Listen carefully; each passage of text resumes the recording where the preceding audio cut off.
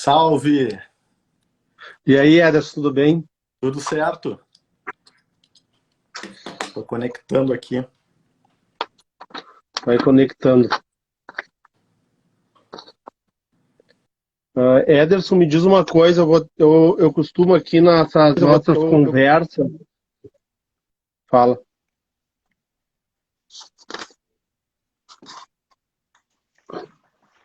Agora sim, estou em condições. Eu vou botar o tema aqui, peraí. Não estou conseguindo.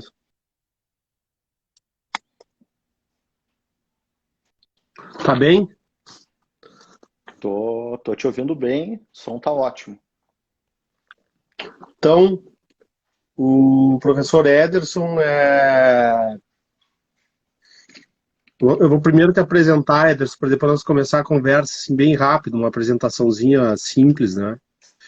O Ederson, ele é professor da Unicinos, tem mestrado e doutorado pela URGS, é sócio do escritório do Sérgio Porto, é um startupeiro ali, porque eu olhei esses dias, Ederson, tu me surpreendeu a quantidade de coisas que tu vende ali no online, né? Tu, além do livro o melhor livro, pessoal, o melhor livro de startup é do Ederson, e ele, é verdade, né? Tu sabe que é verdade. O melhor livro é o do Ederson e ele também está botando em prática o que ele escreve, né? Tem muitos que não botam em prática. Tu bota, Ederson. Eu tenho como. Isso é uma paixão minha pelo empreendedorismo e não é só discurso, não é só para falar, eu aplico isso, eu efetivamente tenho empreendimentos, eu faço a aplicação disso na prática, né? E tem sido uma experiência fantástica de, de conhecer o outro lado, né? Porque uma coisa é tu falar para o empreendedor enquanto advogado, sem conhecer as dores, sem conhecer o dia a dia. Outra coisa é tu conhecendo a vida, o cotidiano, os perrengues da realidade, tu conseguir ter uma atuação mais empática, que é se colocar no lugar do outro, né? Então, essa experiência de empreendedor também tem sido bem, bem bacana para o meu exercício da advocacia que eu tenho colocado em prática. Bom, a Luciana fala ali que tudo bem, Ederson, que bom estar aqui. A Luciana é a diretora da Alatec. Uma saudação, Luciana. O prazer é meu estar aqui. Ederson, fala um pouco então da startup, o que é startup, o, o que necessita para a gente organizar. O Abel também está dando oi ali, o Abel Uhum. está sempre presente. O Abel foi colega da Uniriter e está lá no grupo do Telegram. A gente tem o grupo do Telegram também, para todos que Legal, quiserem entrar. legal, legal. Sou muito entusiasta, admirador do projeto da Lotec. Parabenizo aí vocês que estão tocando o projeto, eu acho muito bacana. E eu acho que essas iniciativas elas são super importantes porque democratizam o acesso à informação, conhecimento, né? Antigamente, tu só teria acesso a professores se tu pagasse para assistir uma aula ou se inscrevesse num curso, num congresso, num evento. E hoje, com esses espaços que a gente cria aqui de live e de rede social, elas oportunizam que todo mundo possa ter contato, né, com os professores, e vocês estão fazendo isso com muita maestria. Parabéns aí pelos eventos que estão organizando. Ela E agradeceu fora porque que. Ah, a fala, Luciana Ederson. elogiou ali o livro. Obrigado, Luciana. Esse é o foco da. Eu tento tornar. Eu aprendi isso com o Sérgio Porto, né? Ele diz que o professor bom não é aquele que se esconde por trás da erudição e que fala difícil para que ninguém entenda, Professor bom é aquele que consegue fazer com que os alunos entendam com todas as suas dificuldades, enfim, as suas bagagens culturais, suas peculiaridades. E eu tento me inspirar nesse modelo, nesse exemplo de tentar transmitir com clareza, enfim. Às vezes a gente acerta, às vezes não dá certo, mas que bom que ela deu esse feedback aí de ter sido didático o livro. Bem que o teu livro é muito bom, né, Ederson? Ele é. E fora que eu queria te dizer o seguinte, Ederson, o- que fora assim a gente está falando de algo importante das startups, mas para os advogados é mais importante ainda porque é um nicho de mercado, né? É um nicho de mercado porque quem vai ao fim organizar as startups no aspecto societário e no aspecto tributário é o advogado. O...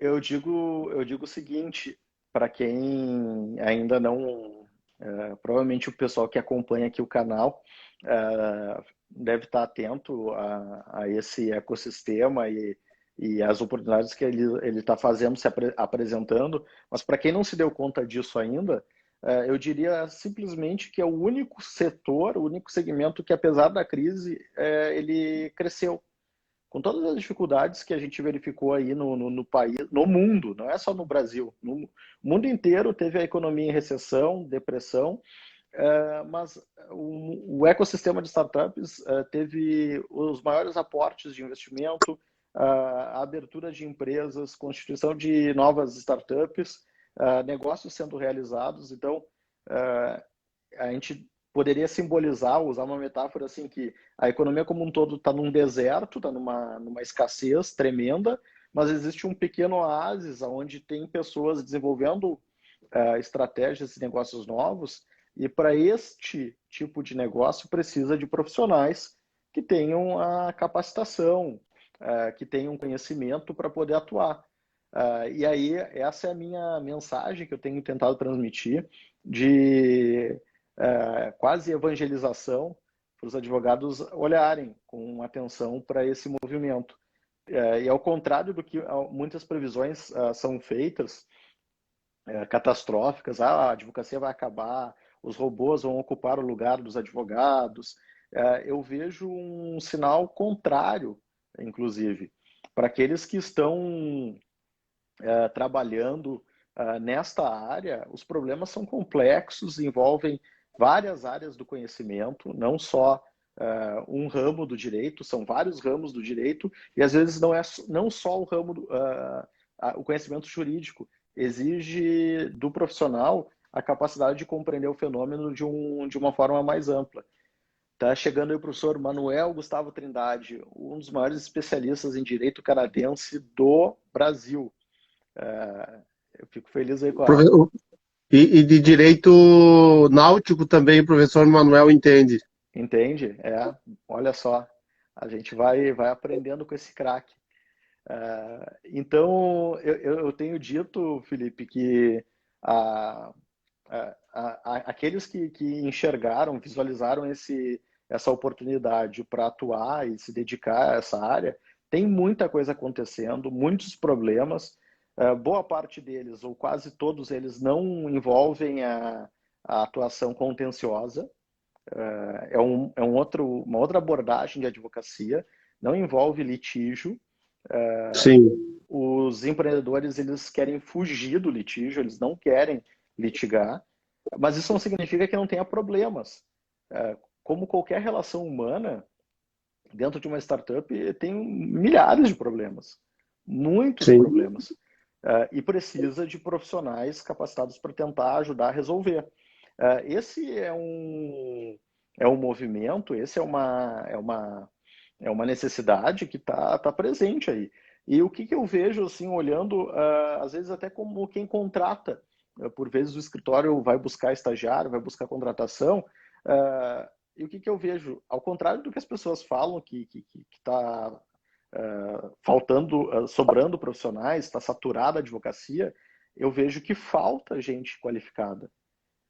Não são muitos os profissionais que atuam, não são, e dos que atuam, não são todos que têm a qualificação necessária. Então, assim, é um mercado ainda aberto, é um cenário ainda aberto.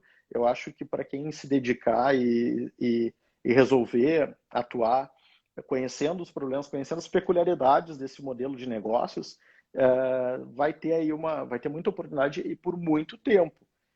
O Brasil está engatinhando ainda. O Brasil, comparando com outros ecossistemas do mundo, o Brasil está engatinhando.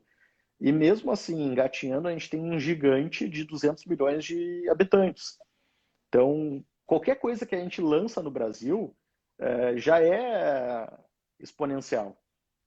Quando se lança Ah, alguma coisa.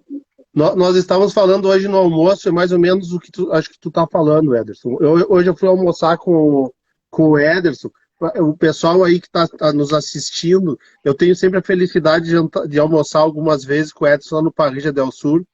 Ele e o Daniel têm até uma mesa exclusiva lá no Parrilla, então eu tenho sempre a alegria de ser convidado por eles. E nós estávamos falando que o sistema bancário não esperava, não sabia, ou se eles sabiam, eles tinham só uma noção, e que agora eles tiveram a verdade nos olhos dele, que foi no auxílio emergencial, a quantidade de gente que está fora do sistema, que a gente não conhece eles, né? Então, tu imagina todo esse movimento aplicado em negócios, né? As pessoas não se dão conta dessa quantidade de pessoas que estão aí perdidas.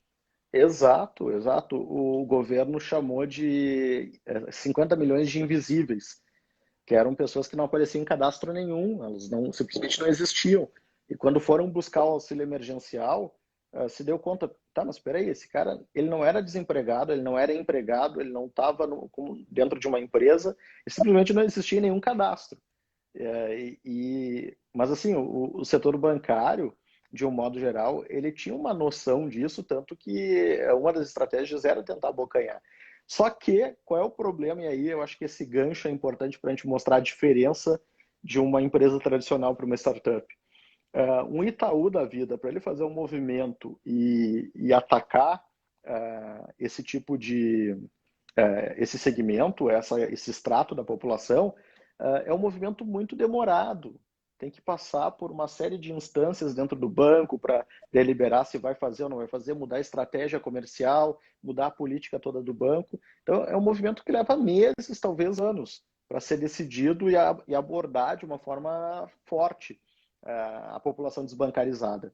Agora, uma startup que começou pequena, com escassez de recurso, que não tem muito o que perder, ela está mirando, e muitas startups, muitas fintechs miraram para este segmento, o segmento dos desbancarizados. E tentaram Sim, oferecer, tem muitas iniciativas bacanas até em comunidades carentes, de startups oferecendo, porque as pessoas em comunidades carentes têm dificuldades financeiras, mas muitas têm celular. Então, tu rompendo essa primeira barreira, essa primeira dificuldade, que é o acesso, essa pessoa vai ter condições de ter uma conta digital, de abrir ali um cadastro e poder estar no radar de alguma instituição. Pensando nisso, o que, que os bancos fizeram? Uma estratégia, bom, vamos continuar com o nosso negócio tradicional, porque não dá para dizer que está dando errado, está dando certo, mas vamos abrir spin-offs dentro das instituições financeiras. Então, eles têm braços que atacam alguns problemas ou, às vezes, vão ao mercado contratar e adquirir startups que estão solucionando esses problemas, esses gargalos. De fato, Felipe, esse é um mercado. O Brasil ele tem essa vantagem, que é uma vantagem competitiva em qualquer outro país do mundo. Em termos populacionais, a gente está lá com China, Índia, Estados Unidos, Rússia, são países muito populosos e de grande extensão. Mas comparando com aqueles que estão avançados em termos de tecnologia, por exemplo, Israel. Israel é uma meca de startup, só que quando um israelense monta uma startup e ela dá certo, ele não pode continuar ali dentro de Israel. Ele tem que escalar para fora de Israel. E aí já sim. começam os primeiros entraves. Então, ele tem que entender de outra legislação, de outro mercado consumidor, de outra cultura, às vezes outra língua. Agora a gente não precisa disso, a gente pode vender para dentro do mercado brasileiro, para 200 milhões de brasileiros, conhecendo apenas o nosso ordenamento jurídico, o que não é fácil, né? E aí E vem que o não é desafio. fácil. E aí vem o desafio do profissional do direito. O nosso direito não é singelo, não é fácil. Seja qual for o ramo que nós estivermos falando.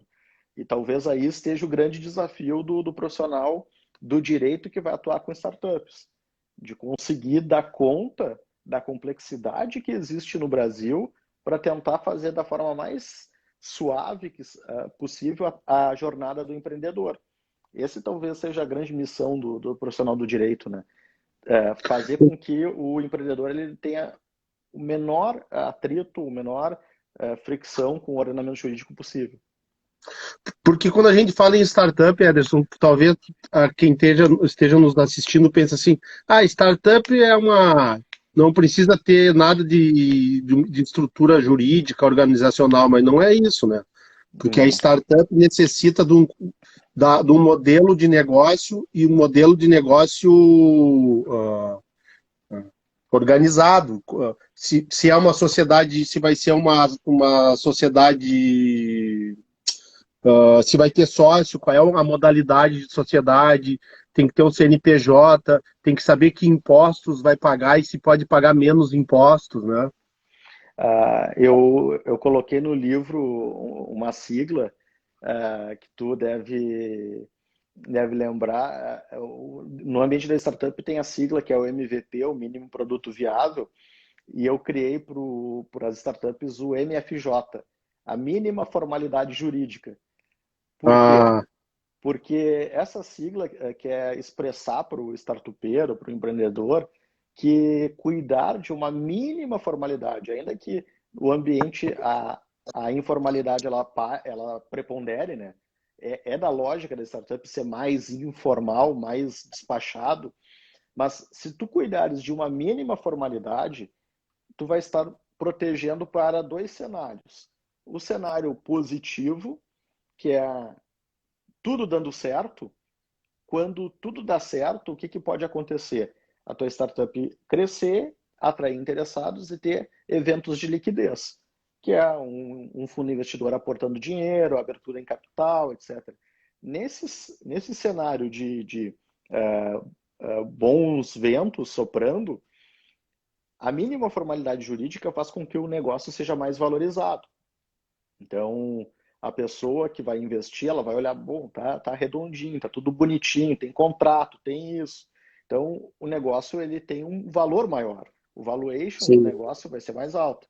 Se o investidor ele vê que a startup não tem pessoa jurídica, não tem registro de marca, nem nenhum encaminhamento junto ao NPI, não tem contrato nenhum celebrado com fornecedores, com colaboradores, com nada. O que esse investidor vai dizer? Cara, eu não vou pagar nem metade do que tu está me pedindo. É um risco tremendo investir dentro do teu negócio, então eu estou saindo fora, não vou investir, ou se eu for investir, eu vou pagar preço de banana. Então, para o cenário de bons ventos, um cenário positivo, cuidar da mínima formalidade é importante e também é importante alertar para quando as coisas não dão certo. E tem que se encarar com naturalidade, porque as estatísticas mostram, não só aqui no Brasil, mas em qualquer lugar do mundo, em boa parte dos negócios, ou a maioria deles, não dá certo. Isso é em todos os lugares do mundo. Por vários motivos, conjuntura econômica, formação do time não fechou as pessoas, erros na formulação, na execução do projeto, erros jurídicos, por vários motivos não dá certo. Quando não dá certo, se tu cuidou de algumas formalidades jurídicas, o custo de fechar é muito menor. Agora, quando Sim. não dá certo e tu não cuidou das formalidades, o custo para fechar vai ser muito maior e talvez, como acontece no Brasil, o sujeito fique inviabilizado por anos, se não por toda a vida. Um empreendedor mal sucedido e que não cuidou de nenhum detalhe, é possível que ele não consiga empreender de novo, porque o nome dele vai estar sujo, ele não vai conseguir reabrir nenhuma outra empresa, e assim a gente vê a informalidade se sucedendo. aí o próximo empreendimento ele tem que pedir laranja, botar no nome de um parente, etc. E isso não é o desejável, não é o recomendável. Então, cuidar da mínima formalidade é bom para qualquer cenário. Se deu certo ou Sim. se deu errado. Eu acho que e tu vê que a vantagem da startup é que ela pode testar, né, Ederson? Porque são empresas menores e que têm a capacidade de teste, coisas que talvez numa empresa maior não tenha essa possibilidade de errar e corrigir rapidamente. Eu queria Eu, também, já falando nisso, que tem uma experiência da Magazine Luiza que a gente vai conversando, depois tu fala também, que eu achei a história bacana também. Uhum.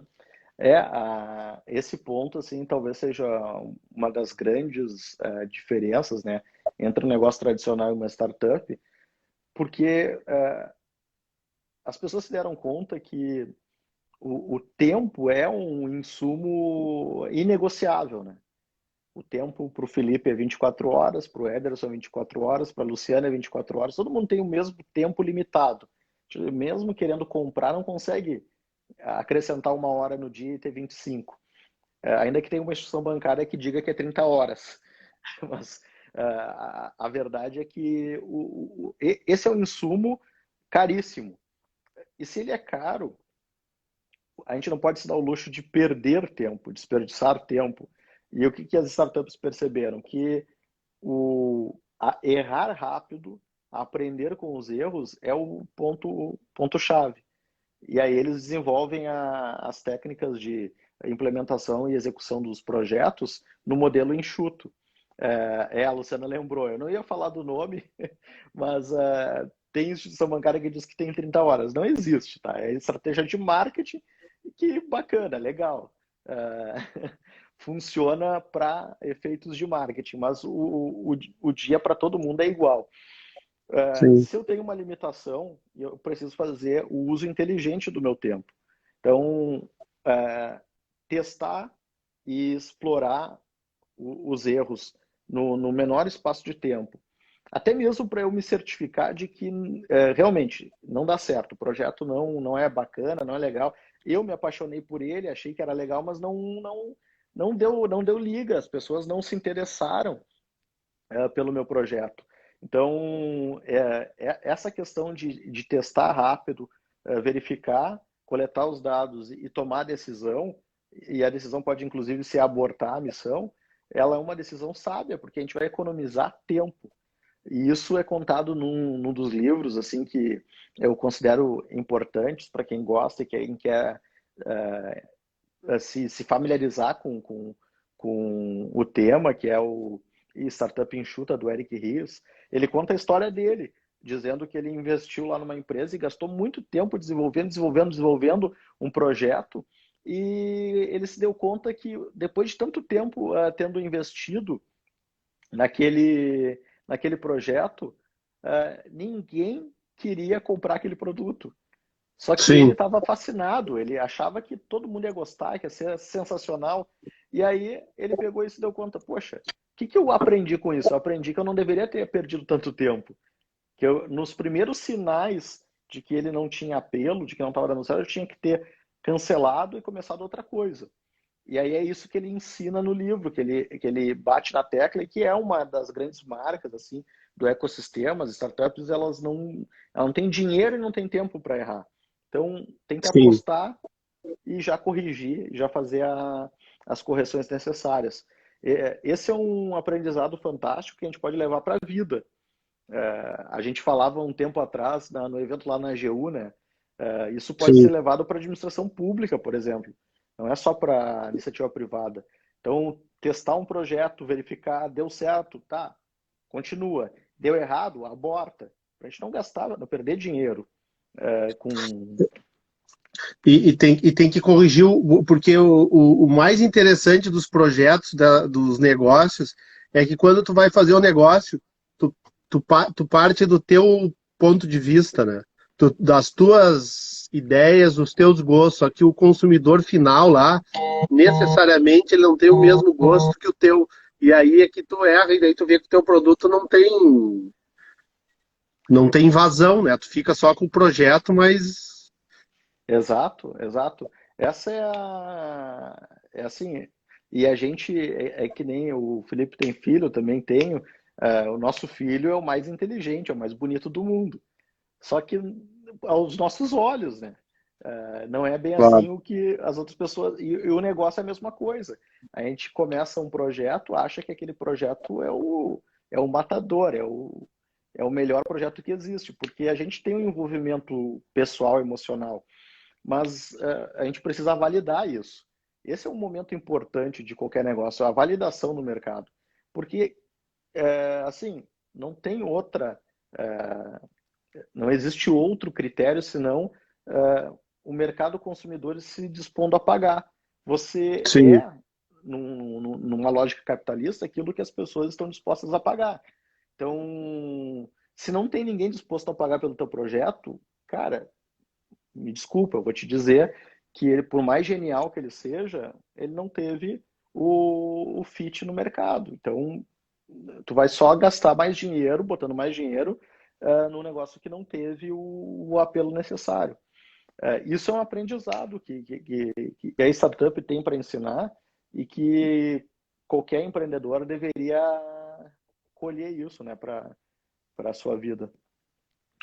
Tu acha, então, Ederson, que se eu fosse montar um negócio hoje, eu preciso ter a opinião de um advogado para montar a startup, ou tu acha melhor começar bem na informalidade e depois e pegar o CNPJ e fazer a pessoa jurídica? O que que tu acha? Olha, eu até por ser advogado e trabalhar com isso, é evidente que eu vou defender a necessidade da presença de um advogado. Eu acho que sempre é importante, e às vezes o advogado, até por uma culpa assim, da categoria, tá? Eu faço sempre uma crítica à advocacia de um modo geral. Nós criamos uma imagem na sociedade de que nós somos caros, nós somos morosos e ineficientes. Essa é a imagem que os advogados criaram para a sociedade. Então, a gente tem que se conscientizar disso e tentar mudar essa imagem. Por isso, o empreendedor, via de regra, não quer ouvir um advogado e nem quer consultar. E se de preferência, o empreendedor ele só vai falar com o advogado lá na frente, quando der muito certo. Aí que estão os erros, né? Nesse meio tempo, nesse meio do caminho, são cometidos alguns erros, alguns equívocos que depois vai custar. A presença de um advogado no início pode parecer um custo, mas ela é uma economia lá na frente. Então, eu Sim, acho que sempre é importante ter a assessoria e tem várias formas de viabilizar isso. É óbvio que uma empresa que está começando não faz sentido ter um diretor jurídico. sim. Nem muito menos fazer um contrato caro de um pagamento mensal para um escritório de advocacia. Mas assim, formular consultas, buscar assessoria, buscar opinião, isso é fundamental para qualquer empreendimento e eu recomendaria para toda e qualquer startup. Então, assim, mesmo para validação, vamos fazer aqui uma discussão. Paga uma hora de trabalho para o advogado e vamos discutir aqui. Tá bem montado esse negócio? Tem alguma brecha jurídica? Tem alguma falha, algum problema, algum risco? Discute um pouco com o advogado, ainda que a decisão subsequente seja tocar sozinho, sem nenhum acompanhamento. Mas eu diria que é importante. Agora, a pergunta assim, será que não vale também começar e testar sozinho e só quando o negócio ficar sério chamar o advogado? Tem projetos que recomendam sim que seja feito isso. E em alguns casos eu já falei também para clientes que se apresentaram que eles aparecem com as ideias estapafúrdias, né?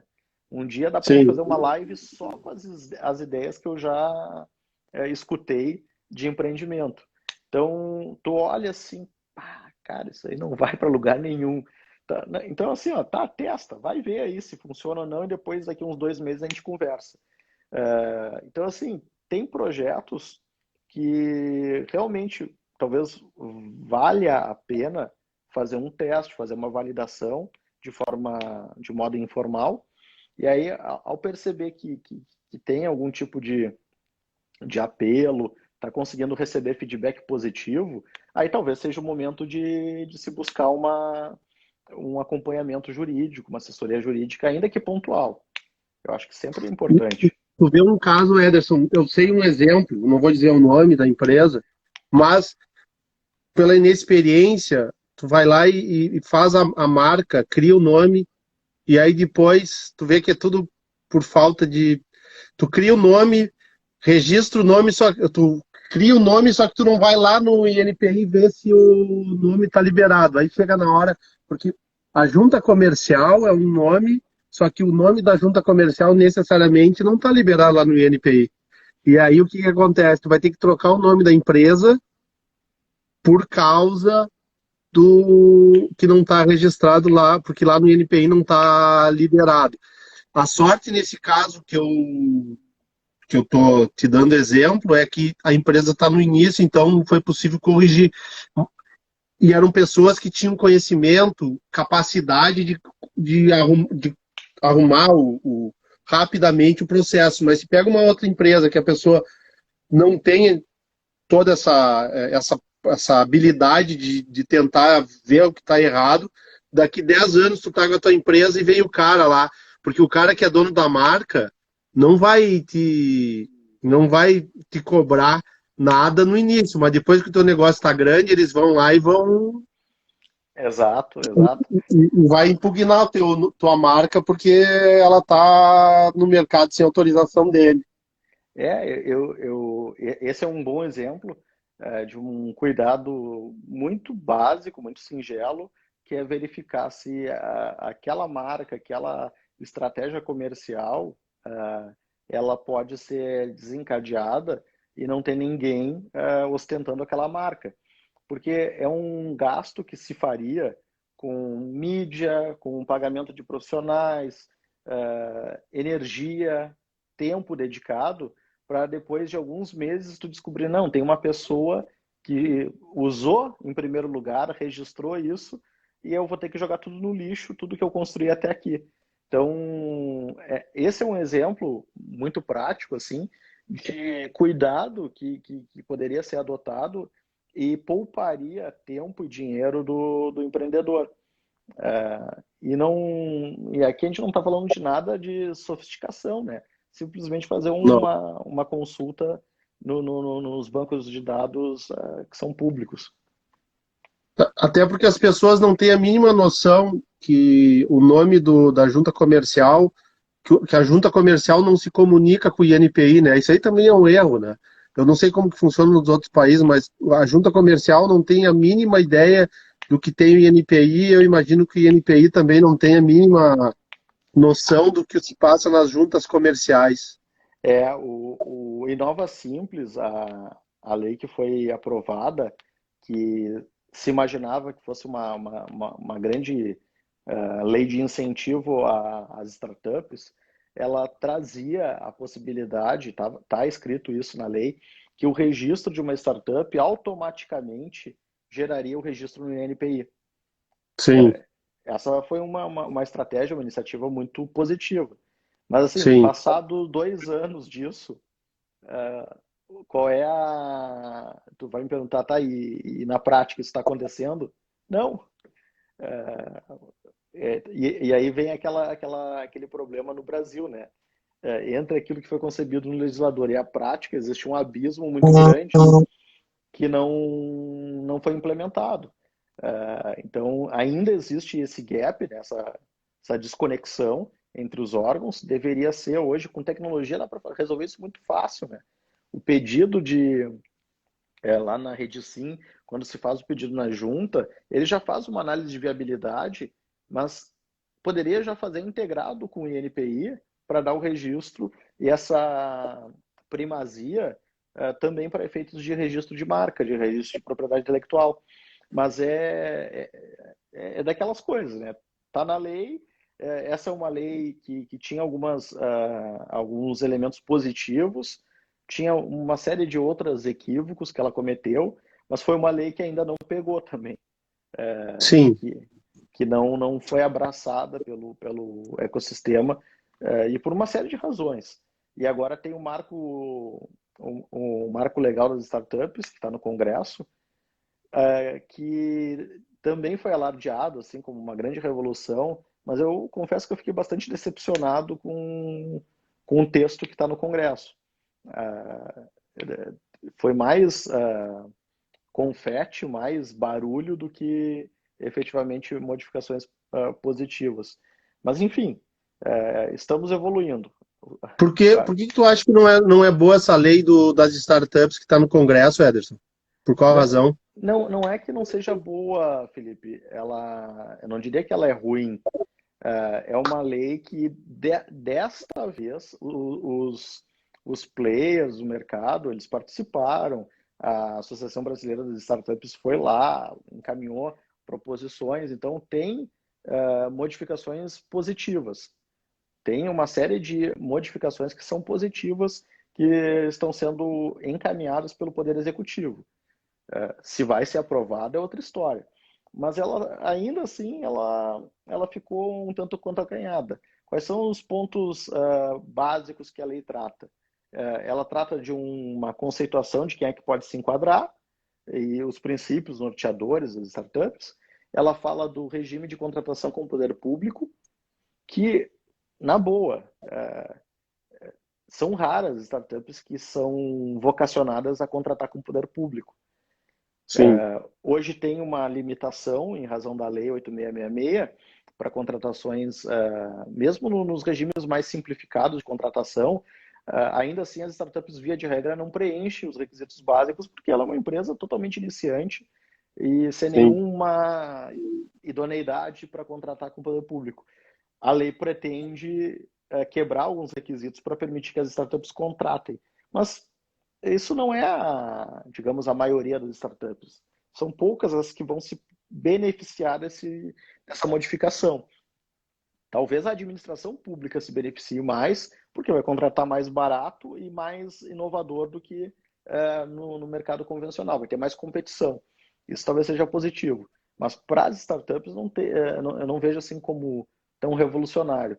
Uma modificação importante que diz respeito ao direito societário, uma grande reclamação, e isso sim é positivo, que bastaria lá atrás, muito lá atrás, ter alterado um dispositivo da lei complementar do Simples, permitindo que eu pudesse ser optante do Simples sendo sociedade anônima, o que hoje é vedado. sim, Então, essa alteração societária, casada com a alteração da lei do Simples, resolve muitos dos problemas. Porque daí eu podendo adotar o regime de sociedade anônima e todas as formatações jurídicas que a sociedade anônima permite, eu consigo resolver uma série de dificuldades, especialmente no que diz respeito ao aporte de investimento. sim, E o enquadramento dentro do Simples, porque hoje é o único regime que existe. O Inova Simples, ele trouxe um regime tributário que ninguém entendeu e ninguém conseguiu implementá-lo na prática, mas era uma espécie assim de salvo-conduto tributário para aquelas empresas que tivessem enquadrado naquele regime, naquela faixa, mas ninguém quis arriscar. E aí a outra opção que existe, que é a única que o mercado tem aceito, que é a utilização do enquadramento dentro do regime do Simples. Só que se eu montar no tipo SA, eu não posso entrar no Simples. E aí sim, logo a empresa entra no Simples e logo tem que mudar para SA, se mudou para SA, foi para outra faixa de tributação que é muito mais onerosa. E aí a gente sim. começa com os problemas, né? Então, eu acho que nesses aspectos, são alguns aspectos positivos que o marco legal das startups está trazendo. Mas, Eu queria te fazer uma pergunta sobre isso, porque quando o investidor anjo entra, o investidor anjo é aquele que quer aportar o capital, mas não quer se envolver com o negócio. O Brasil tem esse problema das pessoas jurídicas, né? Porque elas, ao fim e ao cabo, vão dar uma responsabilidade, nem que seja subsidiária para os sócios, e aí tu inibe a pessoa de fazer o investimento no negócio, né? uhum, exatamente. O investimento em startup no Brasil, em qualquer lugar do mundo, é um investimento de alto risco. Dentre as opções de investimento lá, vamos lá, renda fixa, título tesouro, passando por fundo de previdência, renda variável, fundo de ações, nenhum deles se compara ao nível de risco que é investir numa startup. É o nível hard de risco, o nível máximo. Sim, Em qualquer lugar do mundo, igual. O que difere o Brasil dos outros lugares do mundo? É que em qualquer outro lugar do mundo, qualquer país sério, o investidor ele não é sócio, ele não é copartícipe dos problemas do negócio. sim, Essa segmentação, essa separação é muito clara nos outros ordenamentos jurídicos. O que o sim, Brasil acabou fazendo por várias razões? Razões de ordem consumerista, legislação do trabalho, legislação tributária, legislação ambiental. Por vários motivos, a pessoa jurídica acabou sendo relativizada. A ponto de ter um livro de um professor que eu admiro muito, o Bruno Salama, ele escreveu O Fim da Responsabilidade Limitada.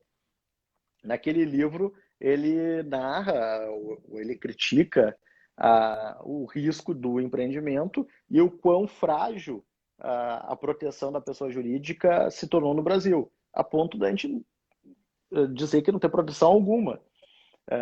Então, qual é o dilema do investidor? Ele sabe que é de risco, ele tem consciência do risco, ele está disposto a assumir esse risco, ele está disposto a perder todo o dinheiro que ele está botando. Eu quero investir R$ 1.000, eu quero investir R$ 5.000, eu estou disposto a perder. O que eu não sim, quero é me tornar sócio e ficar devendo 100 mil, porque teve problema trabalhista, teve problema com o consumidor. Eu não quero me responsabilizar com o negócio. E aí, as soluções convencionais, as soluções tradicionais, elas não servem no Brasil. Porque se eu entrar para dentro da pessoa jurídica, eu sou sócio e vou responder. Vai dizer na trabalhista que tu não é sócio. Se tu figura lá como, mesmo que com sim, uma cota pequena, tu vai responder na trabalhista tranquilamente. E aí, o que o legislador fez? Criou, a primeira alteração legislativa foi a alteração permitindo o chamado contrato de participação em startup, que era justamente para dar essa proteção para o investidor anjo.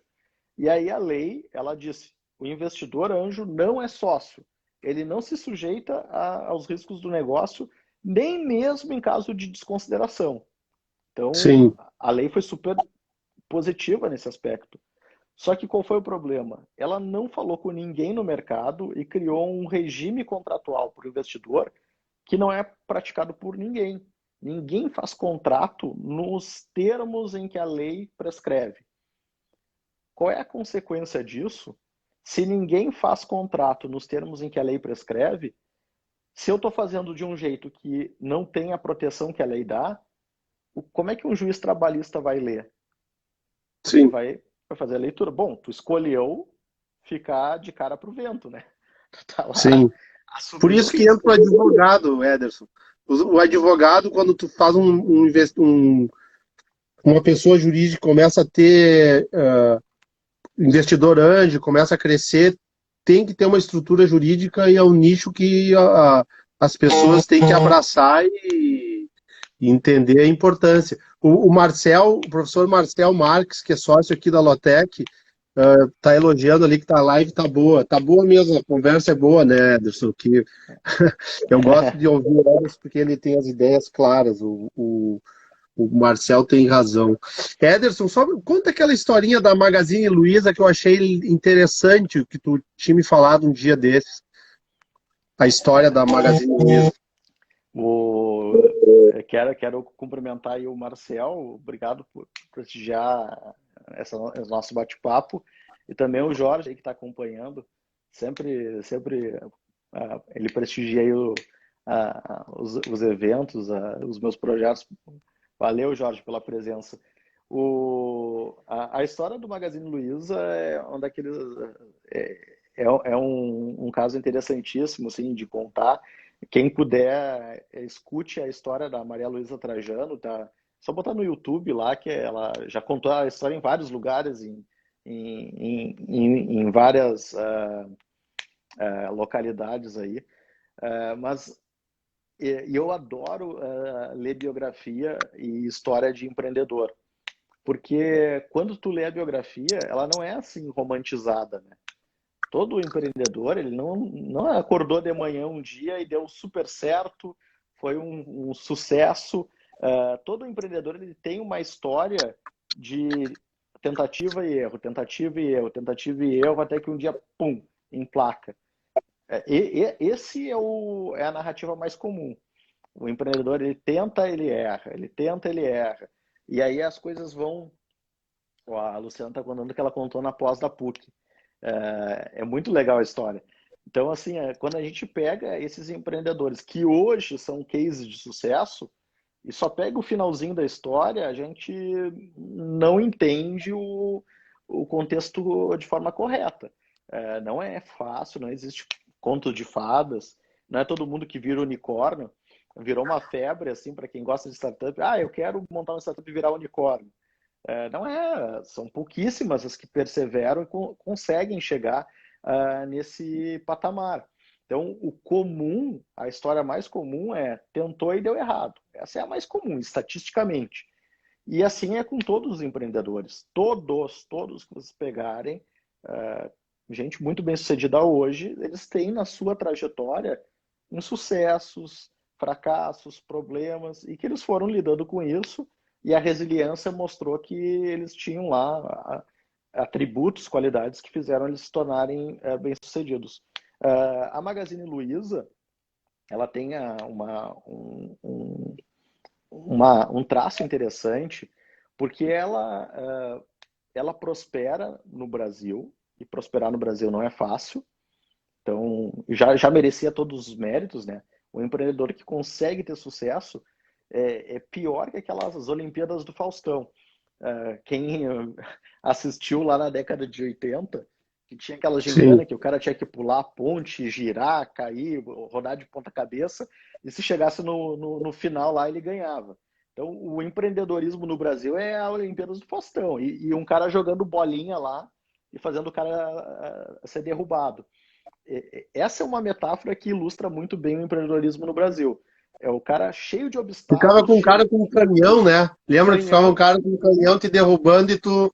jogando É bem. bola para A ver se o cara metáfora caía. é legal mesmo. Isso é o empreendedorismo no Brasil. Então, o cara que chega lá no final e levanta o braço, ganhei, cheguei no final, que é a Luísa Trajano, mereceria todos os aplausos possíveis.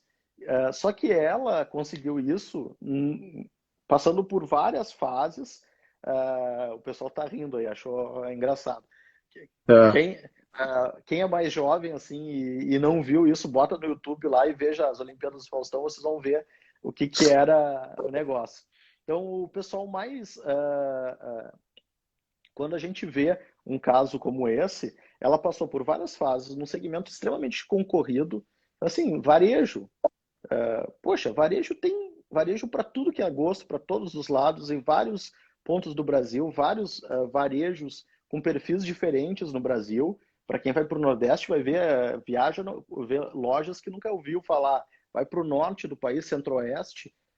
Quem vai para o Sul aqui vai conhecer o Rio Grande do Sul, vai conhecer redes de varejo das mais variadas. Ela conseguiu fazer isso e vencer nesse mercado extremamente concorrido, capilarizar para todo o Brasil. E se tu pegar a trajetória da empresa, passando por todas as crises que a gente passou, por todas as diferentes administrações que a gente passou e as dificuldades que elas impuseram, e vê-la numa constante crescimento é algo para se admirar. É de chamar atenção e impressionar. Então a gente vai ver, por exemplo, ela crescendo com crise da desvalorização do dólar, crise de 2008, crise a última crise que a gente viu aqui da última gestão Dilma, governo Temer com todos os problemas, pandemia, Pandemia. e a empresa continua crescendo. E ela dá umas pivotadas, pegando um linguajar das startups, que é interessantíssimo. O marketplace, a ideia de explorar o Magazine Luiza enquanto marketplace, não era uma ideia original da Luiza Trajano, era um sobrinho lá que hoje ocupa a posição de CEO, e que era meio visto como um descrédito, assim, não, o nosso negócio são as lojas físicas lá que a gente tem, que isso que é o nosso diferencial, que a gente faz bem. Internet não é com a gente. E aí foi. Ela chegou depois de e-commerces tradicionais, vários e-commerces que estavam consolidados, Ponto Frio, lojas americanas, e, entre outros, que já estavam consolidados. Ela chegou depois, mesmo chegando depois, teve o crescimento que todos... É só pegar e ver a valorização das ações no percurso histórico. Vai ver que ela teve oscilações, mas nunca teve nenhuma despencada. Então, esse é um caso interessantíssimo assim, de ver, e é uma empresa muito resiliente às dificuldades. E se a gente vai conhecer a fundo, vai entrar para dentro da empresa e vai ver, surgiram problemas ao longo no decurso da história ali, como em qualquer lugar, né? Em qualquer instituição humana, Sim. a gente vai ter problemas, né? Ingênuo aquele que pensa que não acontece.